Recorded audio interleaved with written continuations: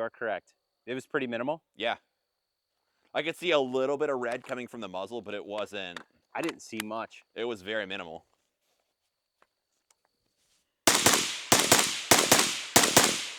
Yeah, I don't see much of anything coming out of this thing. No, Super pretty duper minimal. cool. There's only a couple venomous snakes out here. Perfect. It's like copperheads, water moccasins, right.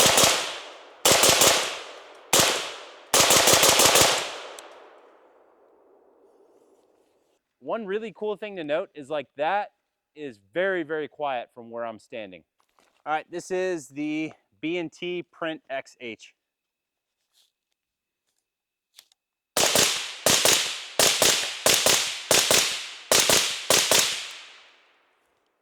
Bro. First shot flash, yes. When I knew where to look for you, I could absolutely find you. Really? Yes. For sure, first shot flash. I hope that shows up on video. But I could see the first shot, and then after that, I could just see a little bit of, not quite sparklers, but just a little glow from where you were after each shot. Holy smokes. Yeah, I definitely see it every time I start shooting. It's definitely like the first 2 to 3 rounds is what I see a lot of. All right, again, here's the Velos 5.56.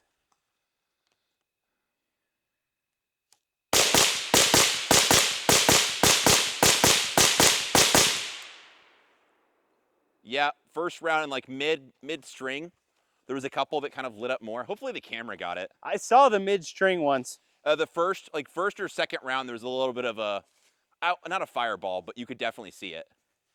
Yeah, I saw was, those.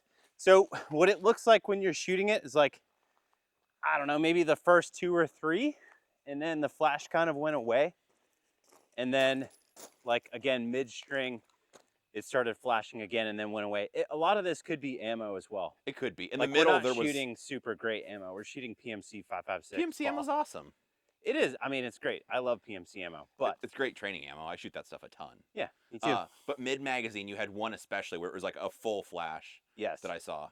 Yep. Which could be, I mean, I won't get the right term, but like built up powder or carbon or oxygen or whatever, some kind of a buildup. Someone will comment and tell us. Somebody will tell us in the comments. Yeah. Well, I think there's a clear winner so far. Under the headlights of my side-by-side Kubota. There we go. Well, we should talk about the performance. Yeah. So what we saw. Well, I don't think we knew what even we were going to be looking for to begin with.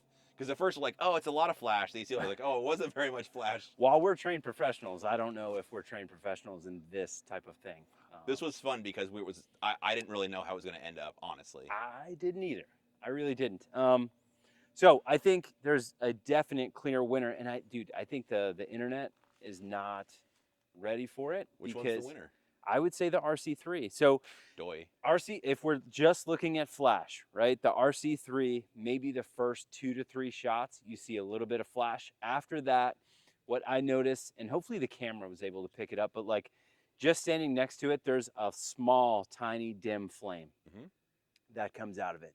The Velos 5.56, what did you see? Because what I saw was like maybe a little bit of sparkage the first 2 to 3 rounds. After that, there's not a whole lot. Yeah, and then mid, I think there was one mid magazine, right? Also, yeah. Yeah, and that could be ammo related too. It was, but like so for people watching this, we purposely hit the momentary on the light. Yep. Especially like for this last, I assume we'll record these, we'll drop these in the order we just did it. Yep. For this last segment where we're off a ways downrange, we purposely centered it up in the camera, hit the momentary on the light to give you a reference of exactly where to be looking for, which we don't do anything cool. Let's be real. We shoot guns in dirt pits. Usually during the day. Usually during the day. If I'm shooting at night, I'm killing stuff at night with nods on.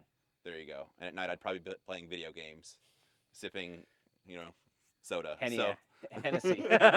No, so anyway, like we intentionally did that so you know exactly where to be looking for the flash. Yep.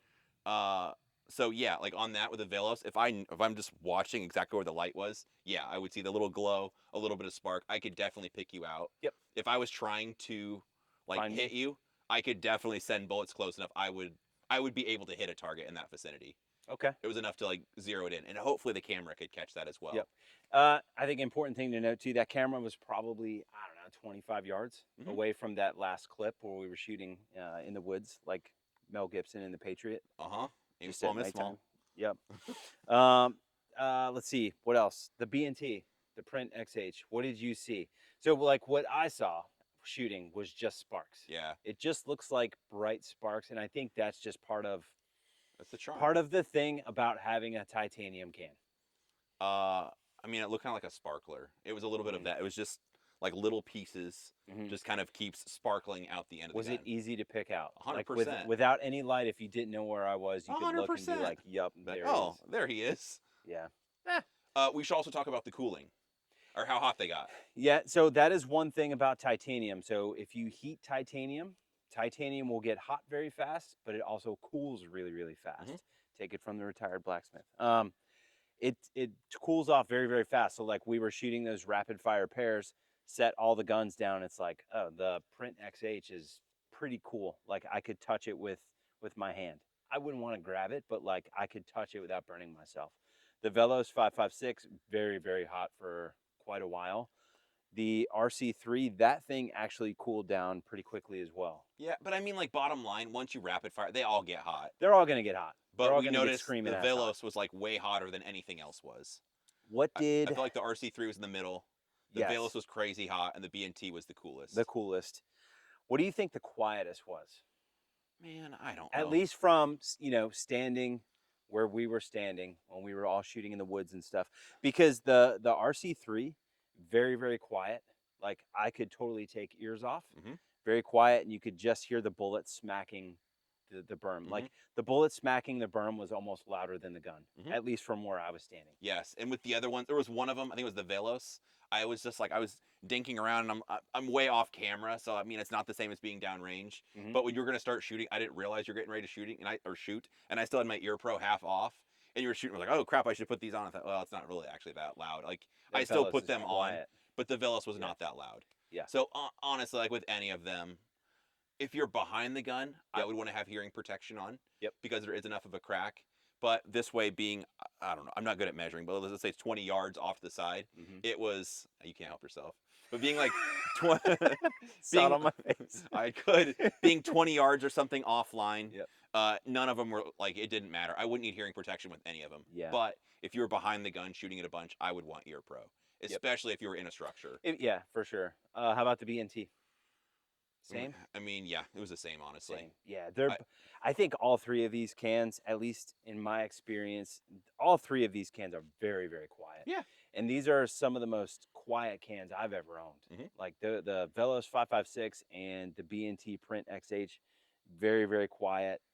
I remember like the first time when I brought the Velos 556 home, threaded it onto the gun and shot, and I was like, holy shit. Like that was my first reaction. Like this thing is fucking quiet. And like I am not used to stuff being as quiet as that thing. Mm-hmm. I have I have other Surefire cans, RC2, I have the Mini, I've got the Otter Creek can, the Polonium 556K. So I have a bunch of, maybe it's because I'm used to the K cans, but like I have longer cans too. And that can, Velos 556, is very, very quiet. Like it took me by surprise. I would say the Print XH is too. It's pretty quiet. Yeah, I mean, and well, you can call me a Surefire fanboy, I suppose. That's fair. So like, I mean, full disclosure, I'm a slave to appearances. So I work a lot with special forces, like the highest levels of our U.S. military, and the Surefire product. In my opinion, the Surefire stuff is the right stuff to have. That's what you see so most. it is what I see most. sure. So I'm going to show up with the stuff they have.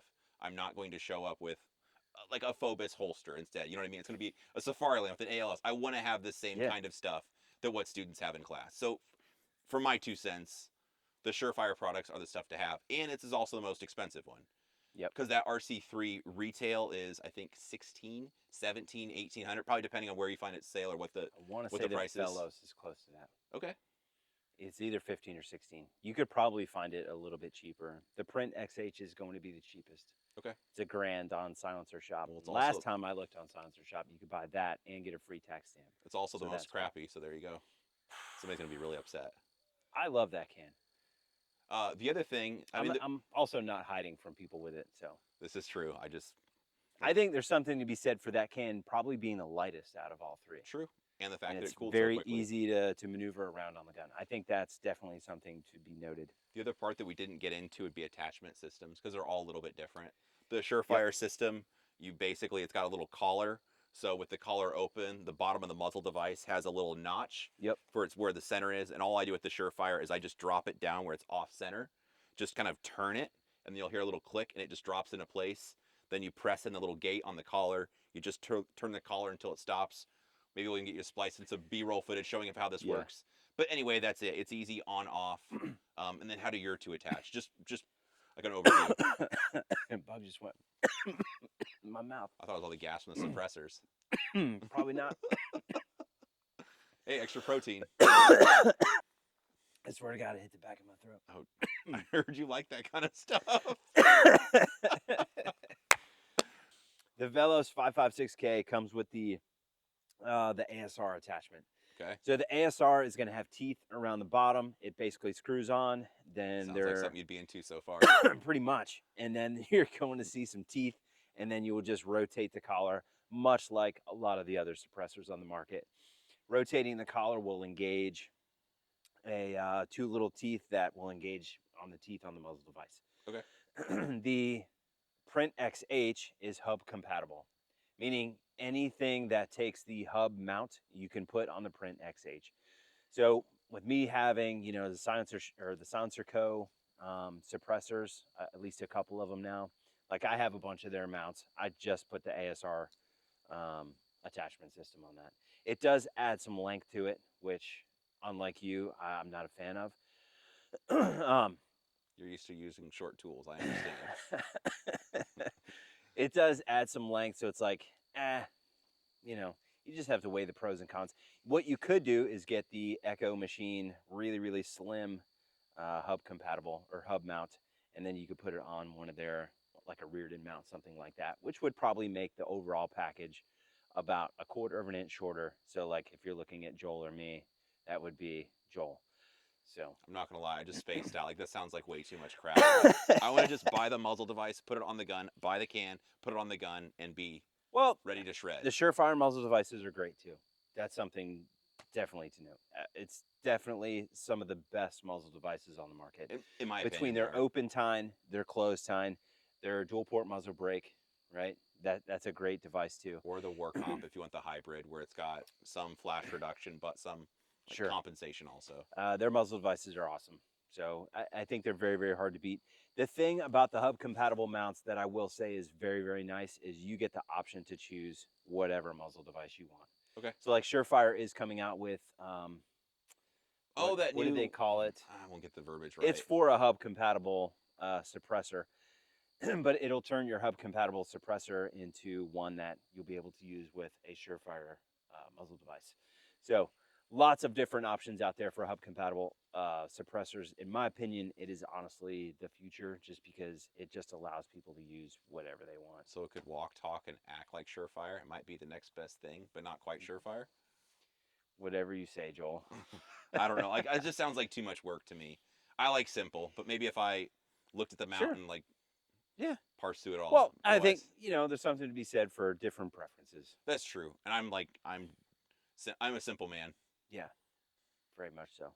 All right, that's what we got on reduced pack pressure and flow through suppressors. If you guys like this, go ahead and like it, share it, favorite it. What else? What else is there? Even if you don't like somebody, you could still send the link to them just so they'd click on it, and that would be a view too. Yeah. If you guys have any questions, comments, concerns, drop them in the comment box below. We will be happy to engage with those and answer them. Yeah. Again, we did the best we could. Yes. A lot of variables. Lots. Cool. Thanks for watching.